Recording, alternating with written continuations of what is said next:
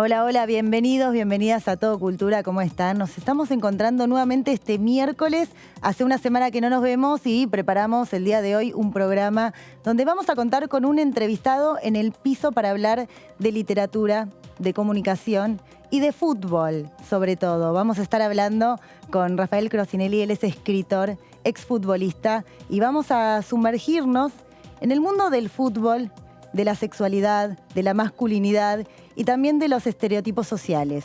Vamos a desarrollar este tema, él también es colega, es comunicador social y vamos a poder profundizar sobre su libro y también sobre su experiencia como exjugador de fútbol. Él jugó justamente en Sarmiento de Junín, también jugó en un equipo de La Plata muy importante, en el Everton, y hoy está en el piso con nosotros, lo vamos a recibir en Todo Cultura, pero vamos a hablar también de otras temáticas.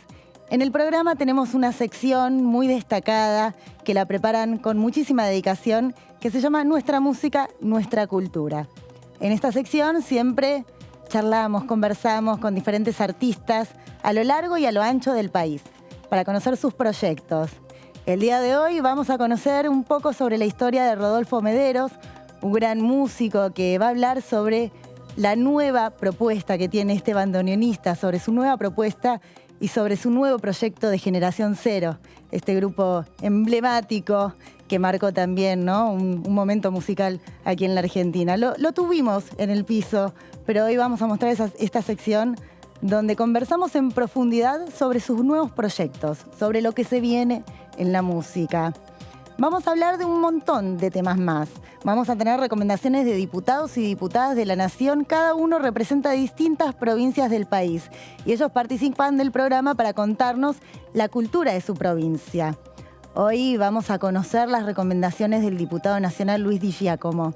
Él nos va a contar las recomendaciones sobre su provincia, sobre Río Negro. Y otros temas que les vamos a contar el día de hoy que tal vez no sabían antes son curiosidades del Congreso, y hoy vamos con una curiosidad muy especial, de una obra, de una pintura que se encuentra dentro del Congreso de la Nación, y vamos a conocer de qué artista se trata.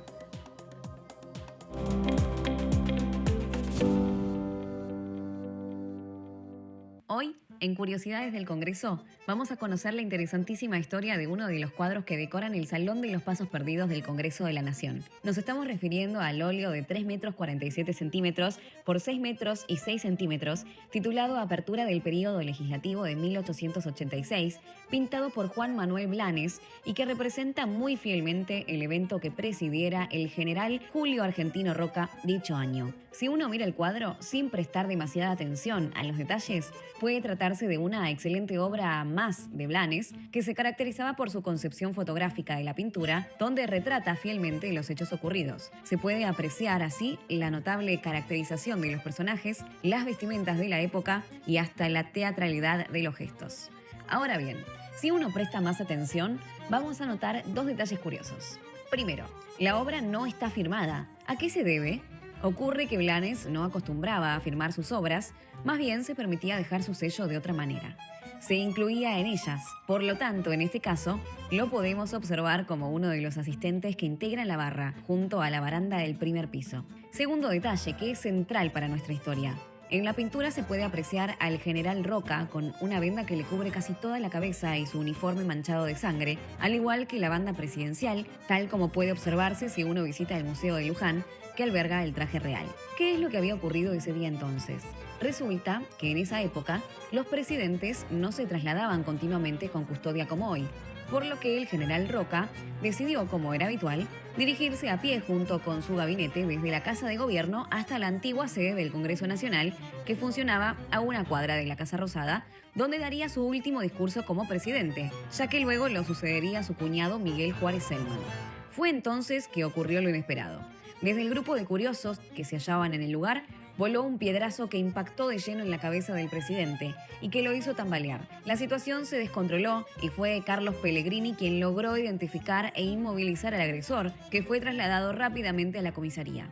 El golpe fue importante y la herida había llegado casi hasta el hueso, por lo que el entonces ministro de Justicia y destacado médico Eduardo Wild debió insistir e improvisar una venda para la cabeza del presidente en una de las salas del Congreso. Una vez repuesto, con una venda en la cabeza y la banda presidencial manchada de sangre, Julio Argentino Roca inició la ceremonia y aclaró: un incidente imprevisto me priva de la satisfacción de leer mi último mensaje que como presidente dirijo el Congreso de mi país. Hace un momento, sin duda, un loco, al entrar yo al Congreso, me ha herido en la frente, no sé con qué arma. Me retiro sin odios ni rencores para nadie, ni aún para el asesino que me ha herido. Cerró su breve discurso. Un cuadro, una historia, una nueva curiosidad para compartir con ustedes.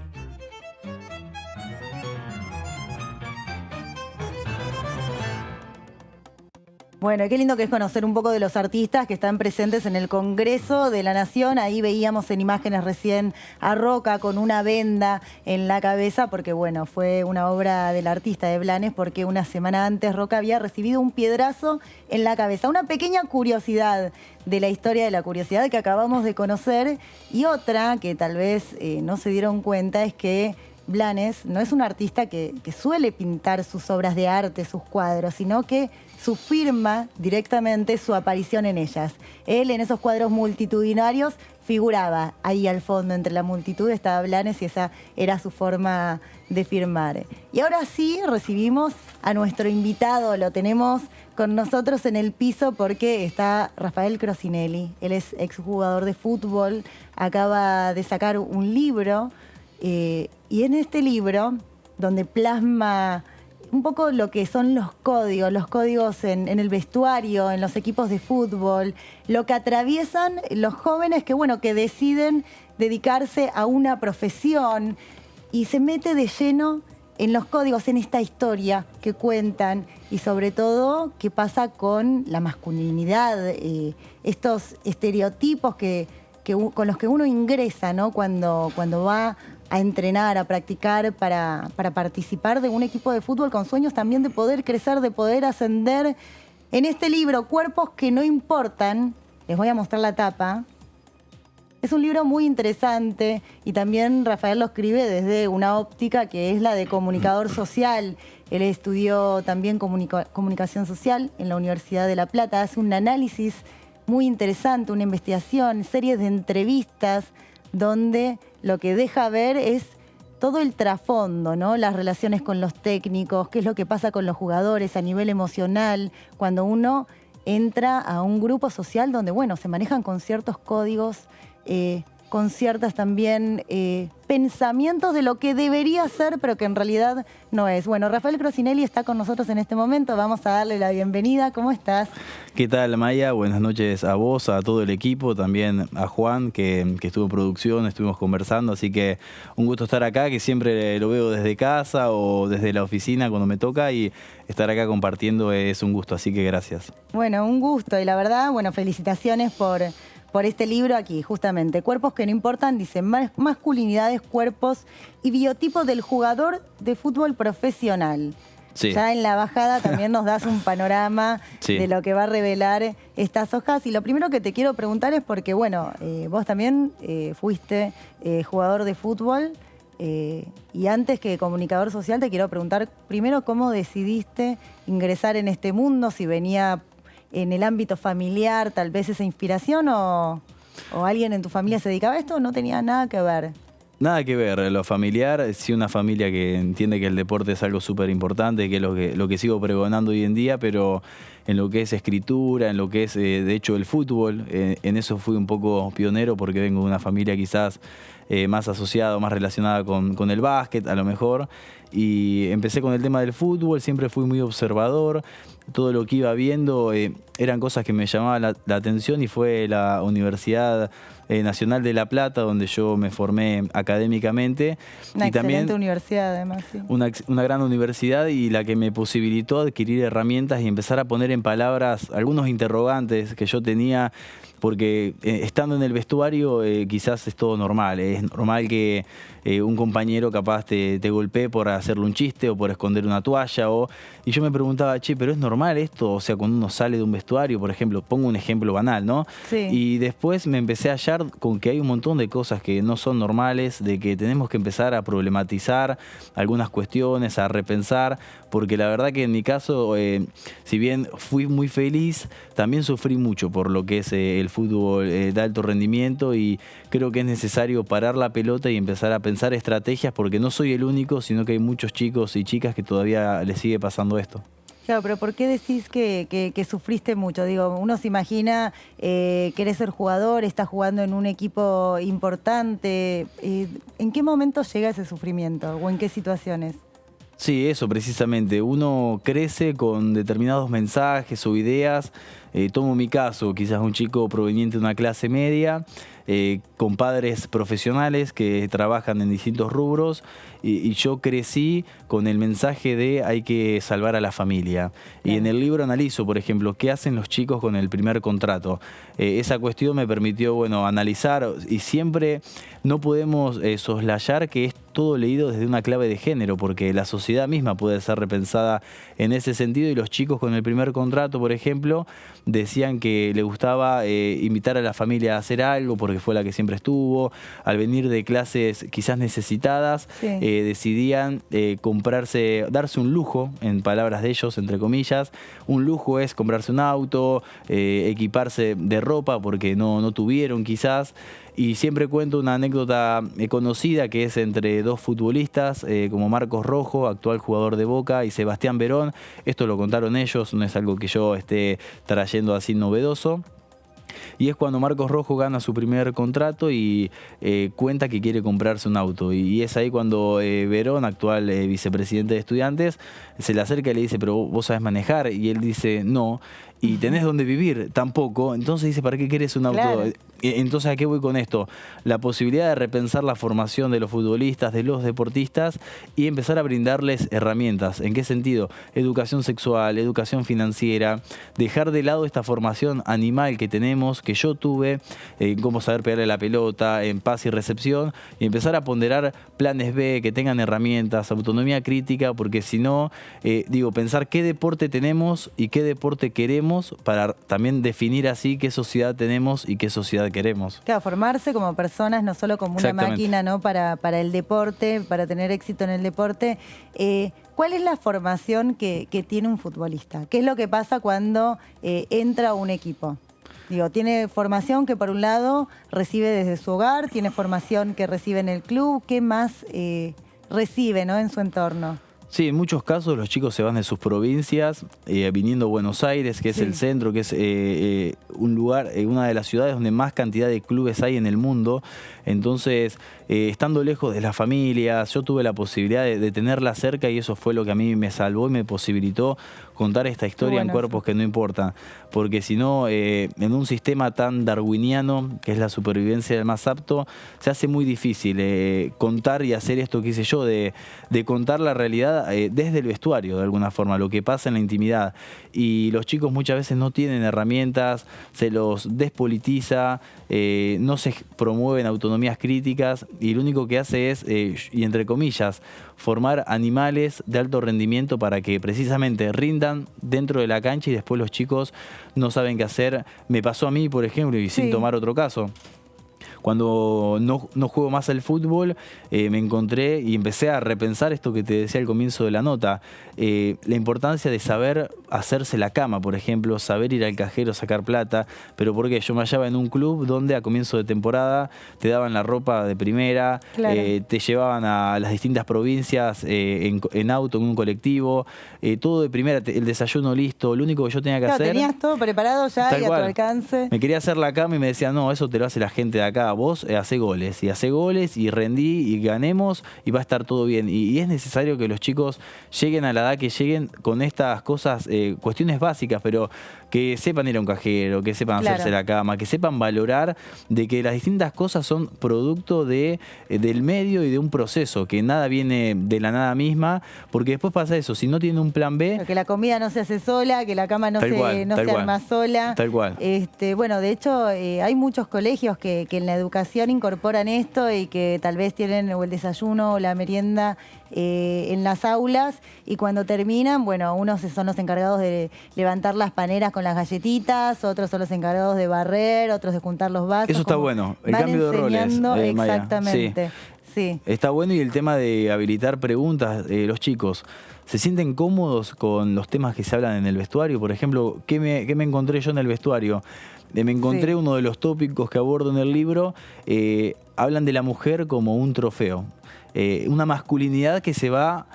Me hace señal con Me la mano. interesa, Okay. es que me interesa mucho esto, me interesa el tema de la mujer como un trofeo, es algo que quiero que tratemos en el programa, pero te voy a invitar, vamos a hacer un corte para distendernos un poco, porque ya nos metemos de lleno. Nos bien, vamos ahí. a meter Perfecto. en un tema fuerte, lo sé porque bueno, tengo unos comentarios también para hacer al respecto, pero antes de meternos en el torbellino... Dale. Te quiero contar que tenemos una sección hermosa donde podemos conocer sobre música y sobre los diferentes artistas que tenemos en el país. Nuestra música, nuestra cultura. Vamos a ver la primera parte de la entrevista con Rodolfo Mederos.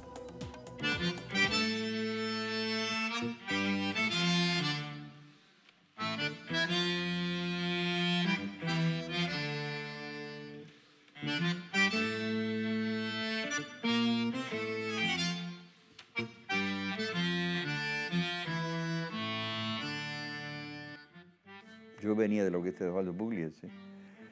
Entonces, la necesidad de expandirme y de ir para otros lados y buscar otras sonoridades, otras combinaciones y otras tímbricas, y otras cosas, dieron lugar a esa generación cero. Unos cuantos años después volví a sentir esa imperiosa necesidad de la experimentación, de sentir que hay otras cosas para hacer, ¿no? Que hay otros caminos para caminar, que hay otros territorios que conocer. Y la única forma de hacerlo es hacerlo, no hay otra forma. Por lo tanto, recuperé el nombre de Generación Cero, pero solo el nombre, porque los músicos son otros, los instrumentos son otros y la música es otra.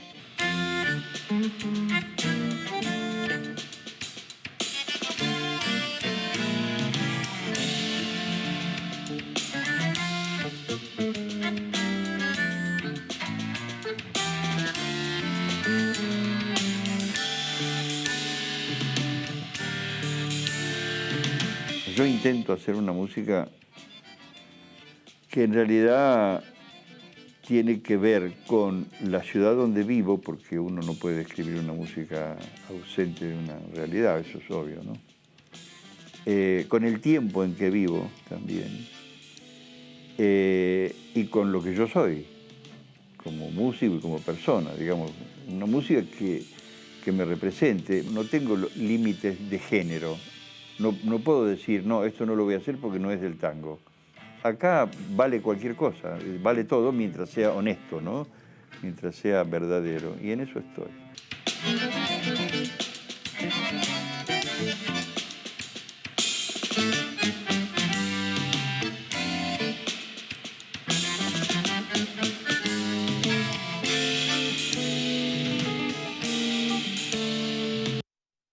Qué lindo que escucharlo a Rodolfo Mederos, y esto es solo la primera parte de una gran entrevista que preparó la producción. Y Rodolfo Mederos, bueno, dice que él no suele quedarse en un solo género, atraviesa distintos géneros y es muy bueno eso, ¿no? Como la música va evolucionando, va incorporando diferentes géneros, estilos, ritmos musicales, y escucharlo a Mederos con la experiencia que tiene en el programa es un placer enorme. No sé, Rafa, si vos lo conocías a Mederos, si lo habías escuchado antes, pero tiene una trayectoria y una música que es hermosísima. Lo había escuchado y había estado en el programa también. Sí, muy bien, muy bien. Vino, estuvo tocando en Todo Cultura, vino con el bandoneón y nos dio una lección en vivo a todos. Son esas perlitas, esas situaciones que podemos disfrutar en el programa. Pero bueno, yo quiero retomar un tema que estábamos hablando, porque bueno, estamos hablando primero de tu libro, Cuerpos que no importan, que es un libro que trata justamente de lo que vivencian los diferentes chicos que se inscriben en un club de fútbol, que empiezan a jugar y cómo, bueno, hay ciertos aspectos de su vida que tal vez no son considerados o tomados en cuenta y que son tan necesarios para poder crecer, para formarse como persona. Vos justamente en un momento mencionaste el rol de la mujer. ¿Cuál es ese rol de la mujer que juega dentro de un equipo de fútbol, dentro del fútbol, no de un equipo, sino dentro del fútbol. Sí, una cosa de contexto, Maya, que creo que es importante marcar, es que yo nací y me crié en un club, en un vestuario, luego después, valga la redundancia, atravesé la formación académica y ahí empecé a canalizar y a empezar a deconstruir, entre comillas, un montón de cosas. En esto que hacés mención vos, y una de las cosas que fui incorporando fue el tema de cierto sustento teórico, y en ese sentido tengo que decir también que el deporte históricamente ha sido un espacio masculino, masculinizante, donde los valores precisamente que se juegan masculinizan. Sí. En este sentido, quiero hacer referencia a que en el vestuario, que es un lugar totalmente clausurado al ingreso de cualquier otra persona que no sea del equipo, son todos varones. Entonces, los sentidos que se juegan ahí, o los mensajes, o los tipos de conversaciones, son muy íntimos, y yo lo analicé en el libro como el escenario político del jugador, el tema del vestuario. Exacto, y ahí es cuando se juega en el off, en la comunicación interna de alguna forma, esto que decías vos, la mujer como trofeo, pero los chicos, lo que analizo en el libro, me encontré muchas veces, lo hacen por un tema de pertenecer. Claro, no porque piensen así, sino porque lo viven como una forma que creen que es la correcta o que tal así cual. Es, ¿no? Ambas cosas, claro. Ahí se empieza a jugar un poco, porque yo me planteé, digo, pero pará, ¿por qué los chicos hablan así? O sea, digo, en el sentido de cuanto más trofeos tengas, cuanto más conquistas, entre comillas, sexuales tengas, más macho sos. Y si más macho sos, más te la aguantás y sos el que hay que seguir. Cuánta presión, ¿no? Tal cual, y después está ese otro compañero que quizás tiene una pareja, mujer, porque la homosexualidad es algo totalmente tabú y cerrado, y es noticia hoy en día la sexualidad de una persona, porque no se habla. Si vos tenés una pareja mujer y la respetás, te van a cuestionar, o sea, vas a hacer el no a seguir. O sea que no hay variantes en la sexualidad no, la heteronorma, tal cual, hay la heteronorma, tal cual, sí, y si no, sos un maricón, o si va una pelota dividida y sacás el pie, no te la aguantás, sos maricón. Digo, eso constantemente es lo que corre puertas adentro entre los chicos. Hay una gran presión, doble presión te diría, una por ser varón heterosexual, y otra, que también eso es un gran privilegio, ambas cosas también son un gran privilegio, y otra la de ser futbolista, onda, tenés que salvar a la familia, hay que ganar siempre, digo, un segundo puesto, como le pasó a la selección argentina de fútbol masculina, es visto como un fracaso en la Argentina. Sí. Entonces digo, hay que parar la pelota y repensar esa cultura del aguante, porque muchas veces pareciera que se está esperando tener otro caso como el del Morro García, que fue el último jugador que se conoció públicamente, que se suicidó en el fútbol argentino, para hablar del tema. Entonces hay que generar las condiciones, hablar antes, hay que prevenir para que no nos llegue la necesidad o estos momentos trágicos como el del Morro, porque si no ahí ya es tarde. Entonces es necesario que cuerpos que no importan es una excusa, pero que se hable del tópico, porque la verdad que está muy contaminado y muy tóxico el fútbol masculino que tenemos en Argentina. Claro, ¿no? Y también romper un poco con esos estereotipos de la heteronorma, que es lo único que rige, porque esa ya no es la realidad, y trae muchas consecuencias, como vos decías recién. Rafa, nos vamos a ir a un breve corte, pero no se vayan porque enseguida volvemos.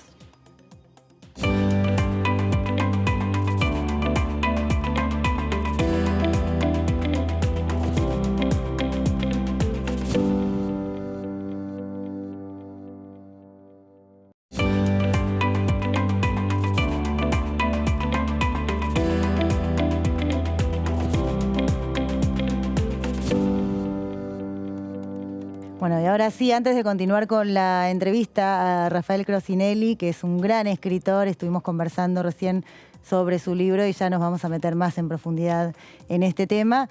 Quiero contarles una recomendación que nos hizo el diputado nacional Luis Di Giacomo por Juntos Somos Río Negro. Nos va a recomendar cultura de su provincia.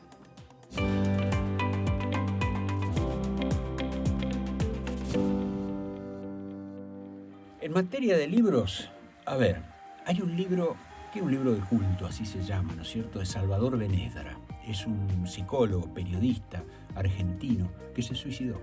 Que su libro, inclusive, tanta mala suerte tuvo en la vida que se editó recién después de que él murió y que es considerado por críticos como una de las mejores novelas argentinas. Se llama El Traductor. El Traductor, el que pueda conseguirlo, inclusive se puede conseguir gratis a través del PDF. Ahora, el que quiera conseguirlo el libro en forma de libro, realmente es altamente recomendable como novela.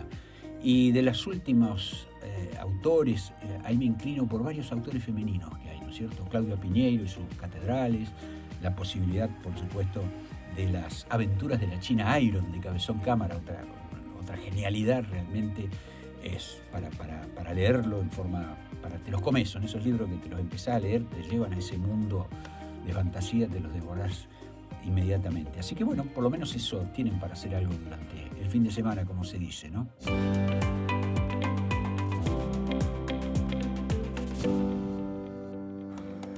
Qué lindo, justo bueno, Luis Di Giacomo recomendándonos Las aventuras de la China Iron. Recuerdo que Mara Brauer, otra diputada nacional, también en sus recomendaciones nos recomendó el mismo libro, así que es una literatura que vale la pena echarle un vistazo, ¿no? Poder leerla, también un tema que tiene que ver con la mujer, que tiene que ver con género, muy interesante. Y esto lo digo porque recién con Rafael Crosinelli estábamos hablando, ¿no? De qué lugar ocupa la mujer en el fútbol, ¿no? Y tal vez estas creencias que hay de cómo debería ser cuando uno ingresa a un equipo de fútbol, ¿no? Lo que tiene que decir, lo que no puede decir, lo que puede expresar y lo que no.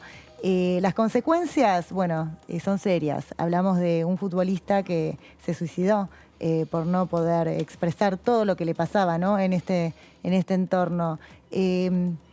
¿Cómo se aborda, Rafa, cómo se aborda el tema psicológico en un equipo de fútbol, en el fútbol, ¿no?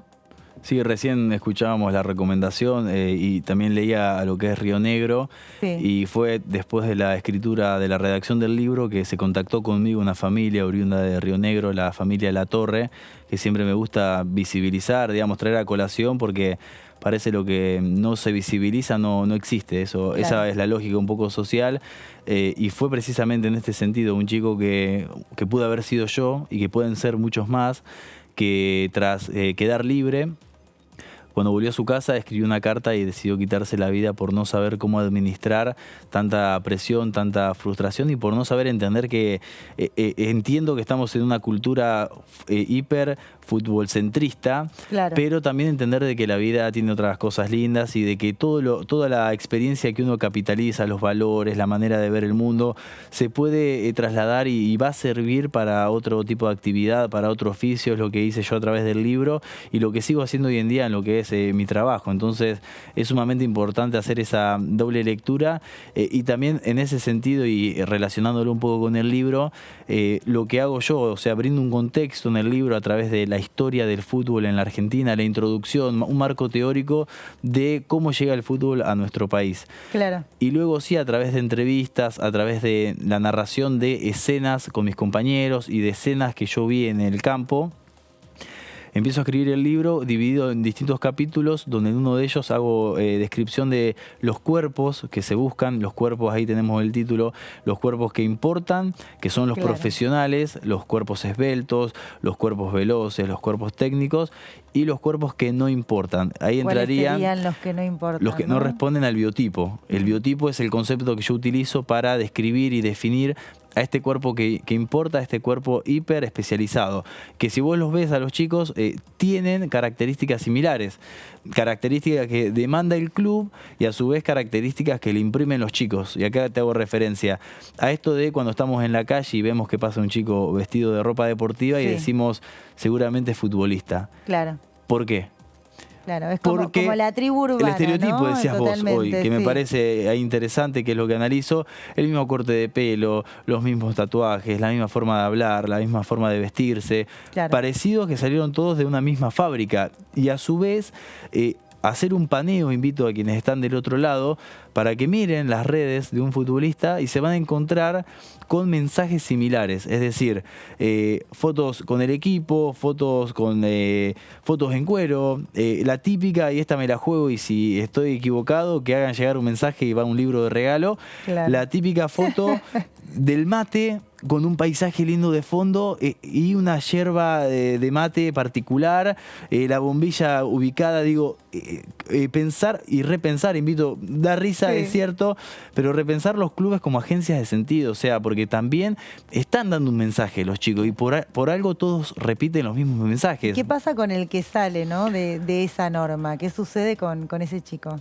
Es castigado a través del silencio o de la burla. A mí me pasó y lo cuento en el libro, en un momento de la escritura, porque yo empecé a escribir el libro ya en el último tiempo como jugador. Sí. Me había dejado el pelo largo, quizás barba, algo muy distinto a lo que soy ahora. Y los chicos venían y me decían, che, pero ¿tenés algún problema? Porque estás muy tirado. O sea, muy tirado quiere decir que no estaba el corte de gradé, digamos. Y a su vez te puedo asegurar que si hubiese seguido jugando, tendría tatuajes en alusión a lo que analizo en el libro, los tatuajes, lo que es el fútbol con alguna pelota o alguna frase, porque es eso lo que se corre entre los chicos. Pero tal vez se sienten parte haciendo cual, el exactamente deber ser. lo mismo que el otro. ¿A qué edad dejaste de jugar? A los 23, A los temprana 23 edad, años. sí, estaba en La Plata, pero lo dice Almeida en una nota también, Matías Almeida, ex jugador de la Sí. selección nacional. Uno se cansa del sistema y se cansa de ver siempre y encontrarse con las mismas complejidades. Él lo dice con otras palabras que son muy interesantes también, pero a mí me pasó un poco eso y fue el libro el que me permitió revalorizar toda mi experiencia, porque te puedo asegurar, Maya, de que al igual que Leandro, que él se quitó la vida, para mí la vida perdió sentido en un momento. Hablábamos antes de la nota de lo que es la salud mental y tiene que ver con eso, o sea, con la salud mental de miles de pibes y pibas que se piensan que, porque también te lo hacen sentir, un inservible o que no servís y no, uno sirve, todos los cuerpos tienen que ser aceptados, o sea, no hay Claro. cuerpos lindos y feos, esas son etiquetas que nos hacemos nosotros. Y te consulto porque también, bueno, como investigador, porque vos te abocaste a investigar sobre este tema, se han acercado diferentes clubes o diferentes técnicos para consultarte sobre esta temática y qué cambios posibles podrían hacer dentro de las dinámicas de equipos para que los chicos no sufran justamente todo este proceso.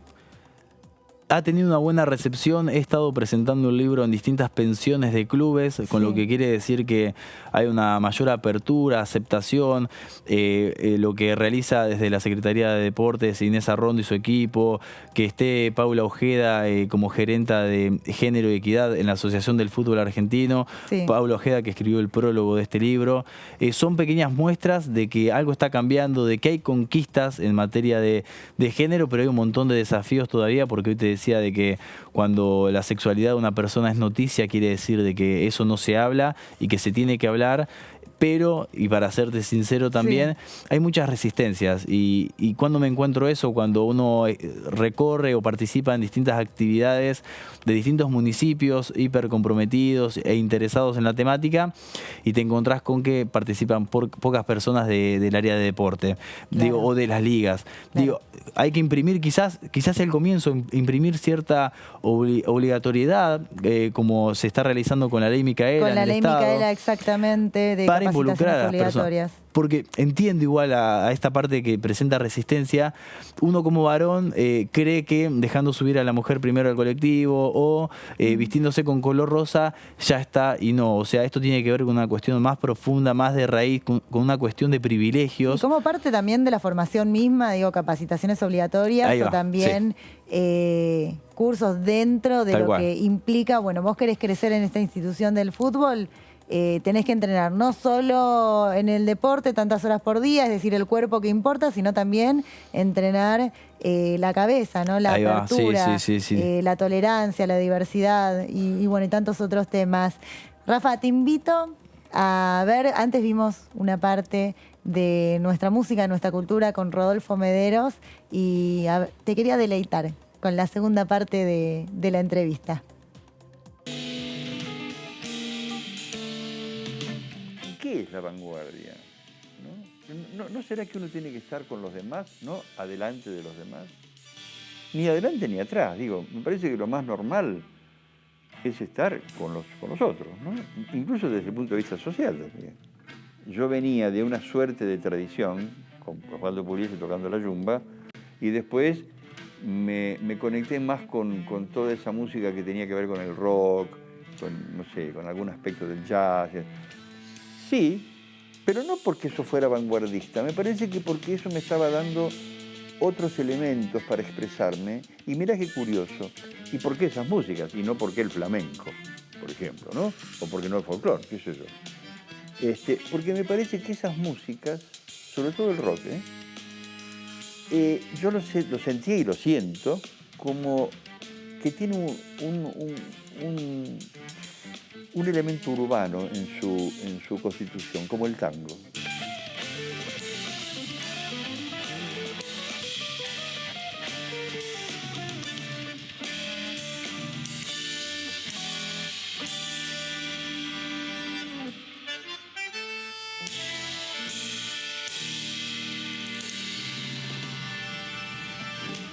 Pero eso es estar a la vanguardia, no sé, me parece que eso es seguir buscando alternativas, ¿no? Y volver a la orquesta típica es volver a la melancolía del pasado, no, me parece que también es nutrirse de los padres. Los padres no son el pasado, los padres son los padres. Y el futuro es lo que todavía no viví. Entonces, me parece que uno se debate en esas dos parámetros, ¿no? Y son las dos cosas, ¿no? Uno es todo eso.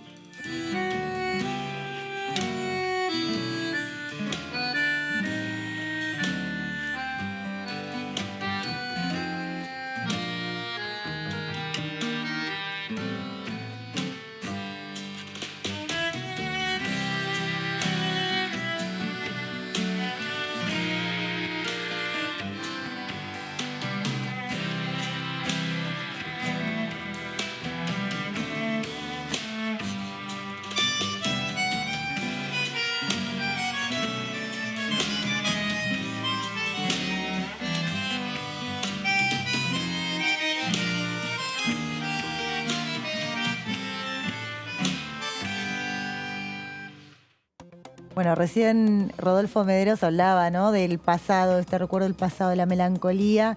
Y bueno, aprovecho que Rafa estás en el piso con nosotros para preguntarte si vos tenés algún recuerdo que añorás, ¿no?, de este pasado como futbolista. Es buena pregunta, Maya, hasta filosófica, ya te digo a esta hora, pero en ese sentido revaloricé toda la experiencia. Podría repensar algunos momentos con mayor dolor o enojo por no entenderlo, pero después cuando uno va haciendo camino del andar y mira para atrás, estoy agradecido con las distintas cosas que me pasaron, así que quiero que ese sea el mensaje del libro, que se empiecen a hablar de estos temas, que era lo que decíamos antes de la ley Micaela en clubes, que de hecho se están elaborando distintos proyectos desde diputados, y es fundamental eso, hablar de las cosas que nos pasan, también a los varones, y entender que las masculinidades están envueltas, están inmersas, están inscriptas en los debates de los feminismos. Es que, de hecho, bueno, en el deporte también lo que pasa con la masculinidad es, en el ámbito del fútbol es muy fuerte, y hay otros ámbitos también deportivos donde sucede y donde estas capacitaciones serían tan necesarias, yo pienso, para hacer una analogía, ¿no? En otro deporte, nos vamos al rugby, por ejemplo, donde también hay códigos de equipos, donde hay códigos de pertenecer, y esos códigos que tal vez cuando salen fuera del entorno del deporte terminan en tragedias, ¿no? Estoy hablando de casos que fueron muy mediáticos, donde tal vez se agreden a otras personas y terminan hasta con el asesinato de un chico. Sí, un homicidio, joven. Tal cual. Sí, exactamente. Sí, tengo en mente hago un pequeño comentario a eso, pero eso nos sirve, y gracias por hacer mención porque me permite explicar un homicidio que ocurre en la costa de nuestro país con un chiste del jabón aislado en el vestuario. En ambos casos, siempre protagonizado por varones, se produce lo que es el triángulo de la masculinidad. El triángulo está compuesto por un protagonista, una víctima y un testigo. El protagonista es el que lleva a cabo el acto, es el que golpea hasta matar a alguien, es el que tira el jabón en un vestuario. La víctima es quien muere en un homicidio, es el que recibe el chiste del jabón en un vestuario, y el testigo es el que filma y se ríe, o el que mira hacia otro lado en un homicidio, Y en un vestuario es el que se ríe, el que guarda silencio y permite que la espiral del silencio se siga reproduciendo para que se mantenga todo como es. Entonces, como varones está el compromiso de, como varones y como personas también, como porque personas, sobre todo, la discriminación sí. se da en esa clave. Parar la pelota y decir, che, no me causa risa, che, respetemos a Maya, che, paremos la pelota porque no está bueno lo que se está desarrollando. Claro, bueno, pero justamente eso necesita, sí o sí, vos recién hablabas de una ley Micaela, pero en realidad aplicada en el campo del deporte, en capacitaciones necesarias. Estas son cosas que se podrían también prever con una educación adecuada. Y educación, digo, no solo uno se educa cuando empieza a entrenar, porque empieza a tener una rutina, una alimentación. Bueno, también hay una educación en comportamiento, en respetar al otro, sin importar, sin tener prejuicios, ¿no? Sin tener preconceptos de la otra persona y aceptar toda la diversidad que existe en la actualidad y que siempre existió y que por suerte cada día la sociedad se vuelve más tolerante, ¿no? Pero todavía quedan estos resabios, ¿no? Lo del jabón que vos decís en la ducha, lo de hacerse un tatuaje tal vez solo por pertenecer y no porque Tal realmente cual. uno se lo Tal quiere cual. hacer porque le gusta, Sí. o lo que vos contabas, el corte de pelo, la barba. ¿Qué es lo que sucede? Acá en producción quieren saber, me están preguntando si hay rituales de iniciación cuando uno ingresa Sí. a un equipo de fútbol. Gran pregunta, no se da solo en el fútbol, se da en el rugby también. Digo, ese ritual de iniciación se aplica y se enfoca en función de cada deporte. En lo que es el fútbol están Sí.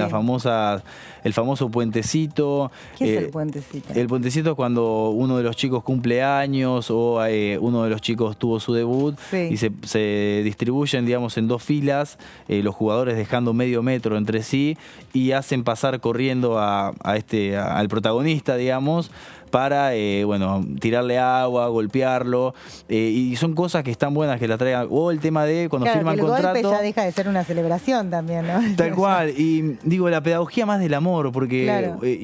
cito otro ejemplo y cierro con la pedagogía esta que te decía, o el tema de cuando los chicos firman contrato, en el libro me decían que se pasaban a ser un adulto, así tuvieran 30 años o 16, porque Claro. la firma es un rito de iniciación en el mundo de la adultez, porque los chicos tienen mayores responsabilidades, mayor disposición de economía, de tema económico por el contrato. Sí. Y en esta pedagogía que crecemos y sufrimos muchas veces, es la pedagogía de la escasez, y por eso trato de promover la pedagogía mayor del amor, de abrazar al compañero, decirle te quiero.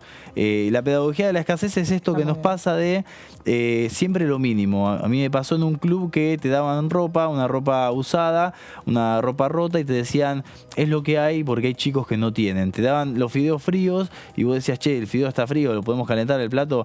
Che, agradecé que hay chicos que no tienen para comer. Che, agradecé, ¿te duele? Bueno, jugá porque desgarrado o te infiltramos. Y es constantemente bajando la vara, constantemente yendo para adelante, constantemente configurando una identidad, una manera de ser que a la larga, y cierro con esto, te trae consecuencias, porque hoy en día, ya con casi 30 años, te encontrás con personas que se criaron con esa pedagogía de la escasez y llegan a la casa, como me pasa a mí, después de una jornada laboral, se bañan, calientan la comida y te encontrás con que la comida está fría y la comés fría, y la persona que está con vos te dice, che, estás comiendo la comida que está riquísima, está fría.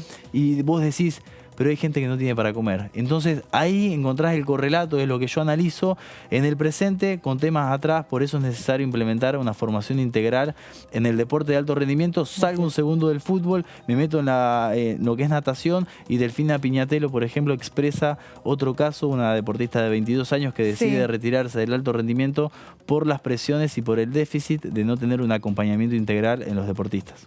Claro, es muy, muy importante lo que planteas, ¿no? El acompañamiento integral, la salud mental, lo que hablamos también al comienzo de esta entrevista. Una entrevista hermosa, te agradezco muchísimo por haber venido al piso y aparte por haber traído tu libro. Quiero que por favor hagan un primer plano, porque justamente Cuerpos que no importan, de Rafael Crocinelli.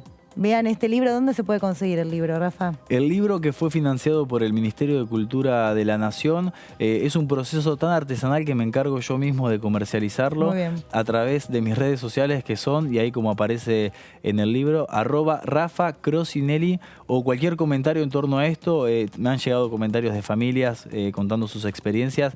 Es bienvenido, así que muchas gracias, Maya, muchas gracias, equipo y producción, por el interés y por permitirme contar este lado B del fútbol. No, muchísimas gracias a vos, Rafa. Una nota muy interesante. Y nos vamos, llegamos al final del programa. Nosotros nos vamos a ver el próximo miércoles a las 23 horas por la pantalla de DTV, pero nos vamos con Rodolfo Mederos.